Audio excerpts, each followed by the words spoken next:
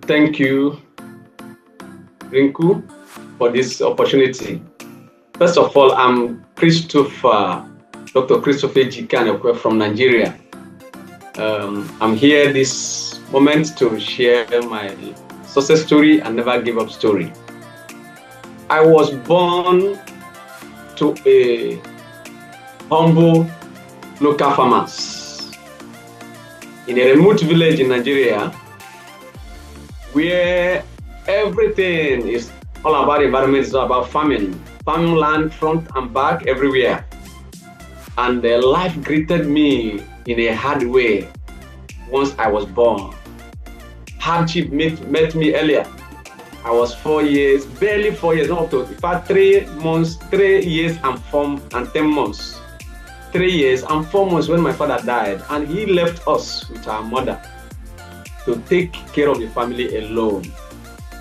And from that time, life hit us in a hard way because we are not there to struggle life, meet issues and challenges of life alone with our mother in a remote village, crude environment in my country, Nigeria. So from my childhood was shaped by sword, by hard work, by difficulties of life. I began primary school. My father was not alive before that. I started primary school and went to school. After that, first 6 years of primary school, I stayed 1 full year at home after primary school instead of proceeding to secondary school. Not because I wanted to stay at home, but there was no resources for me to go to secondary school. I have to stay at home for 1 full year, laboring and working with our mother, together with my siblings actually. But myself, I finished primary school. I couldn't go to university, secondary school.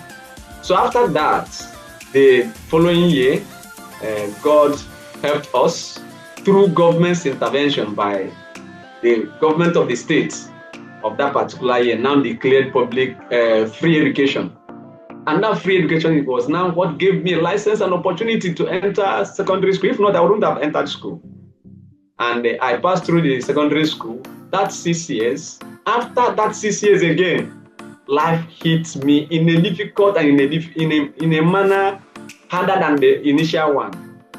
I have to stay 3 years at home again, seeking for admission in university. Not because I wanted to start home, but that was how life met me. I saw my mates going to university, entering first year, after first year, second year, after second year, third year. It was an issue that would have made some persons to give up in their life, in their dream. But I couldn't. What did I do? There was a drive, there was a vision in my heart that I must go to university. I must serve my fatherland as a youth corps.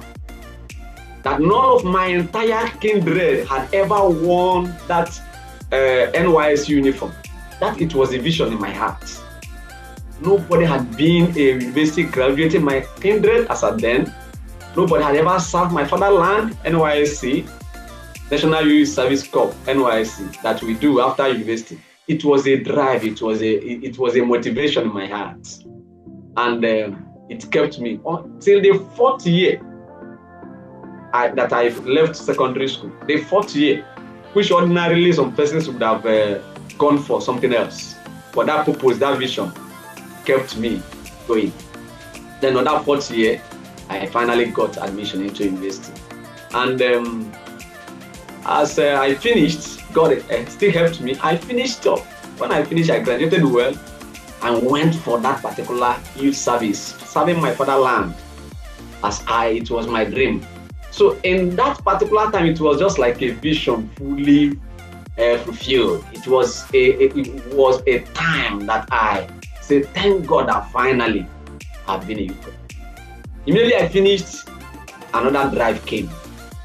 I picked my master's form for my master's immediately and proceed to that. Not because there was resources, there was never resources. As somebody that is coming out, just finished National Youth Service Corps, I didn't have the resources, but I picked the form and moved.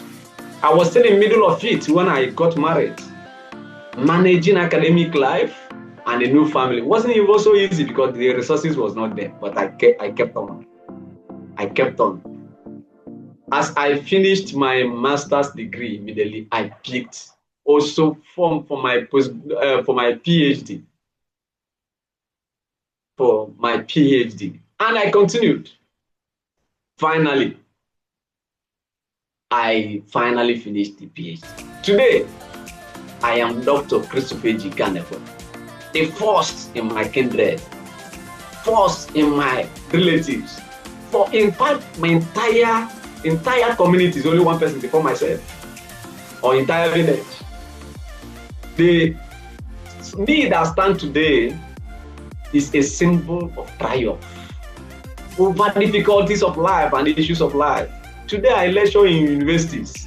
Today I stand tall to tell people that it's not about me. It's not about the story that I share. It's not about me. But whoever that decide not to give up in life will achieve whatever thing you want to achieve.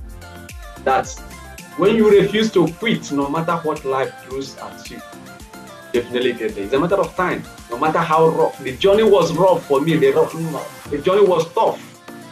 But there were also several opportunities for me to give up. Several chances for me to give up, but I did not give up. Finally, my life is echoing the truth today. Never give up. Never give up. It's echoing that truth. So when life says wait, persistence says walk. When circumstances say stop, determination says start again. When the world seems impossibility, faith sees the destiny waiting to be unfolded. My life is not just about my own story. It is a message to every child in a remote village, every student that finds it difficult to pay school fees, every dreamer waiting for breakthrough.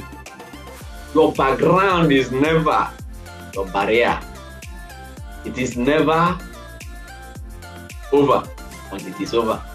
You're just beginning. How far you can go determines on how much you believe that you can go. So stand up, push forward, and never give up. It's my sincere message to everybody that listens to me today.